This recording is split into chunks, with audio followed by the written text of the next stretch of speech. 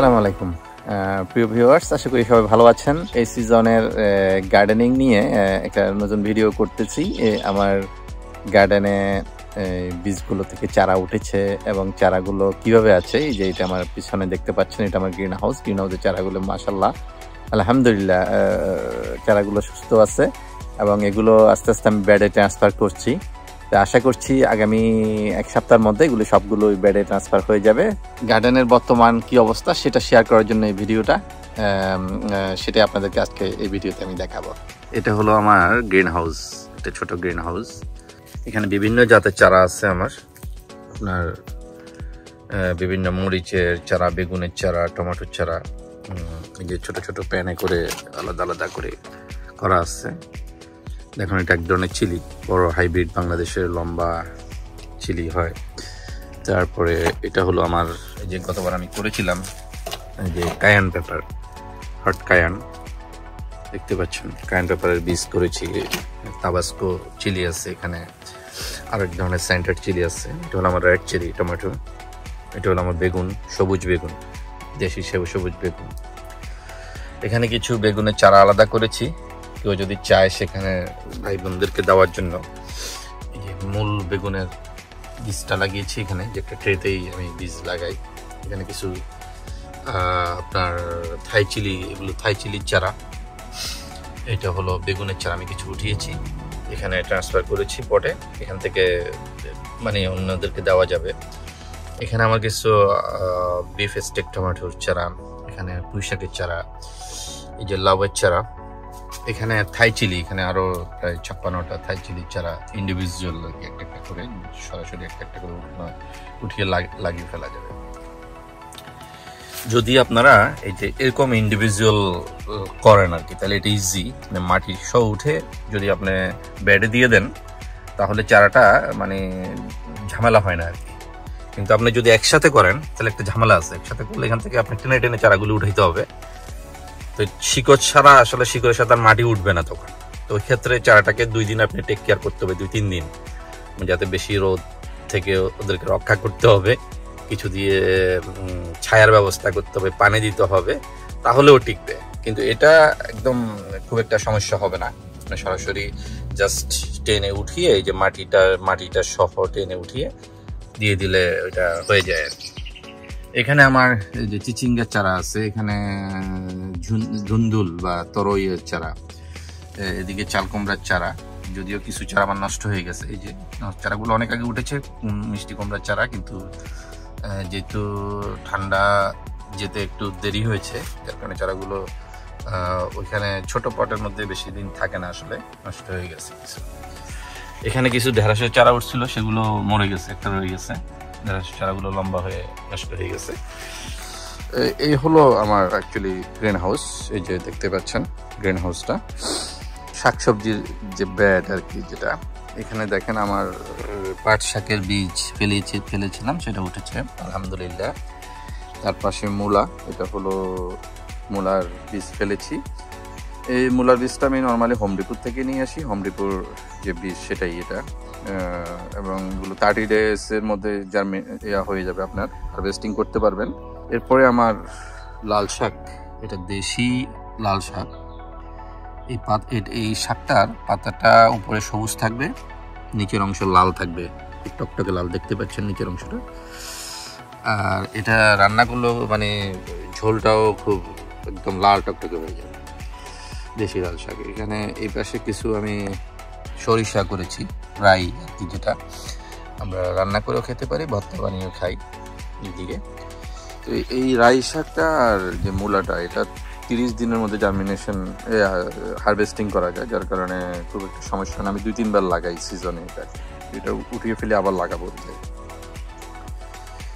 তারপরে এখানে আমার স্ট্রবেরি, এগুলো আজকে 3 বছর স্ট্রবেরি ধরা শুরু হয়েছে। দেখেন এই যে স্ট্রবেরি ধরা শুরু হয়েছে এবং ফ্লাওয়ারিংও হচ্ছে। আমি কিছু নতুন মাটি দিয়েছি স্ট্রবেরিতে। এখানে আমার আরো কিছু বীজ, এই যে এটা কলমি শাক, 2টা বাকেটে আমি কলমি শাক করি, এর বেশি লাগে না আসলে।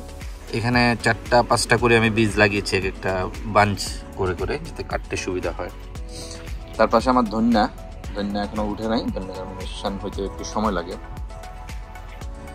এখানে ভিতরে আমার যে ব্যাড, এই ব্যাডের মধ্যে আমি এগুলো রেখেছি। এখানে আমার যে সিমের এখানে আরো কিছু পুঁই শাক, এটা হলো আমার তিতা করলা বা বিটার মেলন, এই যে আরো সিমের এগুলো ট্রান্সফার করব। এখানে হলো কিউকাম্বার, যে বাপ্লেস যে সেই কিউকাম্বারগুলো। এখানে আমার একটা টমেটো গাছ, এটা আমি আসলে এই এই এই যে বেল পেপার, এটা আর টমেটো গাছ আর এই যে বাপ্লেস কিউকাম্বার, এগুলো আমি লয়েস থেকে এনেছি, বড় চারাই এনেছি, যার কারণে এখানে ফুল চলে আসছে অলরেডি, দেখতে পাচ্ছ এটার ফ্লাওয়ারিং হয়ে গেছে। আর এগুলো আমার নিজের চারা, সিমের চারা, এই যে তিতা করলা, এগুলো আমার নিজের চারা। এগুলো আপাতত আমি বাকেট এখানে রেখেছি সেফের জন্য, কারণ এখানে স্কোয়াল আসে, ওই কারণে আমি একটু ওই যে নিরাপত্তার ভিতরে রেখেছি আর কি, সেফটির ভিতরে। আর এখানে আমার বরবটি দেখতে পাচ্ছেন, বরবটি জার্মিনেশন হয়েছে। বরবটির আগে লাগিয়েছিলাম আমি গ্রিন হাউসে, সেখানে অনেক লম্বা হয়ে পরে এটা মরে গেছে। আসলে বরবটিটা লাগিয়েছিলাম আমি ফেব্রুয়ারি শেষের দিকে, মানে বিগিনিং অফ মার্চ। তো অলরেডি এগুলো মানে অনেক লম্বা হয়ে গেছে, বাস হয়ে এগুলো মরে গেছে, কিন্তু আমি বাইরে আসলে দিতে পারিনি, যাক এটা আমি জাস্ট সিকিউরিটি একটা ফেন্স দিলাম এখানে, ওই যে স্কোয়াল যাতে না ঢুকে আর কি, শার্প আছে এই এজগুলো, এখান দিয়ে ঢুকতে পারে না ওরা, ভেরি শার্প এই জায়গাগুলো। এখানে আমার লাউয়ের ব্যাডে আমি আলহামদুলিল্লাহ লাউ দিয়েছি, লাউ বড় হচ্ছে আস্তে আস্তে। লাউয়ের পাশে এখানে কিছু বরবটি আছে, দেখেন বরবটি দেখতে পাচ্ছেন, এদিকেও আছে। এখানে এই যে একটা বীজ উঠছে, এগুলো মূলত এক ধরনের বরবটি, এগুলি মানে লম্বা হবে না, ওই জায়গায় ঝোপের মতো হবে। গত বছর আমাকে এক বনে দিয়েছিলেন এই বরবটিগুলো, আমার কাছে বেশ ভালোই লেগেছে। বরবটিগুলো এক একটা মনে করেন 14 ইঞ্চি 16 ইঞ্চি লম্বা হয় এবং বেশ মোটা হয় এবং খেতেও সুস্বাদু, সফট। আমার এখানে 2-3 রকমের বরবটি আছে। এটা হলো স্প্যারাগাস বরবটি, প্রায় অ্যাটলিস্ট 18 ইঞ্চি 20 ইঞ্চি লম্বা হবে। এই স্প্যারাগাস 2 ফিটে হয় মানে। এই পাশেরটা এটা দিস ওয়ান স্প্যারাগাস, আর এটা হলো লাল বরবটি। এখানে আবার আরো কিছু বরবটি আছে, এগুলো আমার নিজের বীজ থেকে চারা করা। এখানে 2 ধরনের বরবটি আছে, একটা হলো এটা, এই পাশেরটা হলো গ্রিন বরবটি, এটা হলো গ্রিন, এই পাশেরটা হলো গ্রিন। আমার সামনে যেটা একদম সেটা হলো সবুজ কালার, এটা খুব আর্লি এটার হারভেস্ট করা যায়, মানে 45 ডেজ মনে হারভেস্টিং করা যায়, 45 ডেজ। আর ওই পাশেরটা হলো আপনার, ওইটা হলো হোয়াইট বরবটি, এগুলো এক একটা 18 ইঞ্চি 2 ফিট লম্বা হবে। এখানে আমার এটা হলো আমার বেগুনের ব্যাড, এখানে একটু সিকিউরিটি ফেন্স দিচ্ছি স্কোয়াল থেকে বাঁচার জন্য। এগুলো 1/4 ইঞ্চ আর কি ম্যাশ, অনেক ছোট ম্যাশ। আর এই যে ম্যাশের উপরের যে অংশটা, এগুলোতে একটু শার্প আছে, যার কারণে স্কোয়াল এখান দিয়ে পার হয়ে যেতে পারে না। ওরা যখন যায় ওদের সফট বডিটা এখানে লাগে, যায় না, আমি কি কারণে জানি না, এটার কারণেও হতে পারে। এইটা আমার বেগুনগুলো আমি আসলে গতকালকেই লাগিয়েছি বেগুন। এখানে দেখেন 6টা 12টা বেগুন লাগিয়েছি 2 লাইনে।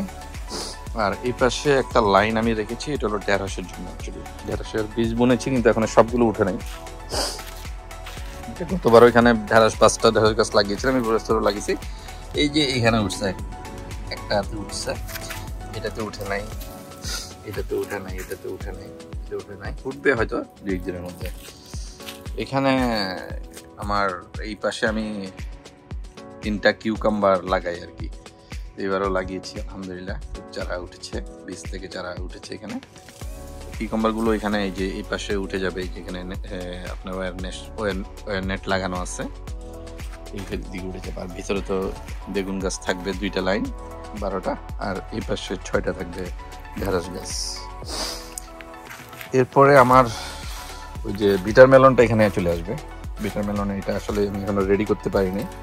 বিটার মেলন এই কর্নারে আমি রাখি, এখান থেকে উঠে এদিকে মাচা আছে, মাছ চলে যাবে। এখানে লাউয়ের আর একটা মুড়া আছে আমার, ওইটা ইনশাল্লাহ আজকে আমি চারাগুলো বড় হয়েছে এখানে নিয়ে আসবো। লাউ আমার এই যে এটা হলো লাউয়ের ফেন্স, 12 ফিট এটা 16-20 ফিট লম্বা ফেন্স, এটা 20 ফিট বাই 4 ফিট আর কি। দুই পাশ থেকে আমি লাউ উঠাই, ওদিক থেকে উঠাই, এদিক থেকে উঠাই, তাহলে কুইকলি মাচাটা ভরে যাবে।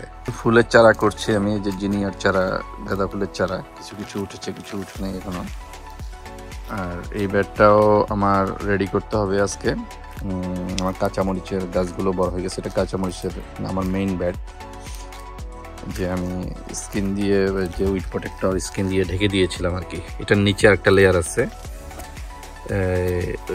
ওই লেয়ারগুলিতে আমি মূলত কাঁচামরিচ লাগাবো আর কি। এই পাশের বেডে আমি টমেটো করব প্ল্যান করতেছি, এবার টমেটোটা মুভ করব। এখানে আমার যে মিষ্টি কুমড়ার, যে মুংরার যেটাকে বলে, মিষ্টি রেডি করছি মোটামুটি। আজকে কালকের মধ্যে বীজ বুনবো এখানে ইনশাল্লাহ। গতবার আমি বাকেটে করেছিলাম মিষ্টি কুমড়া, এবার বাকেটে করবো না, সরাসরি মাটিতে করবো ইনশাল্লাহ। সিমও বড় বাকেটে করেছিলাম, এত বড় বাকেটের দরকার নাই, এবার একটু ছোট বাকেটে করবো সিমটা আর কি। ছোট বাকেটে করে মাটিতে দিয়ে দেবো। ব্ল্যাকবেরির ফ্লাওয়ারিং হচ্ছে, ব্ল্যাকবেরির ফ্লাওয়ার। পাশে আমার ব্লুবেরিরও ফ্লাওয়ারিং হচ্ছে। এটা হলো রাসবেরি এবার খুব একটা বেশি নেই, এই যে রাসবেরির ফ্লাওয়ারিং হচ্ছে। আজকে এই পর্যন্তই, ইনশাল্লাহ পরে অন্য কোনো ভিডিওতে আবার দেখা হবে। সে পর্যন্ত সবাই ভালো থাকবেন, আমার জন্য সবাই দোয়া করবেন। আল্লাহ হাফেজ, আসসালামু আলাইকুম ওয়া রাহমাতুল্লাহি ওয়া বারাকাতুহু।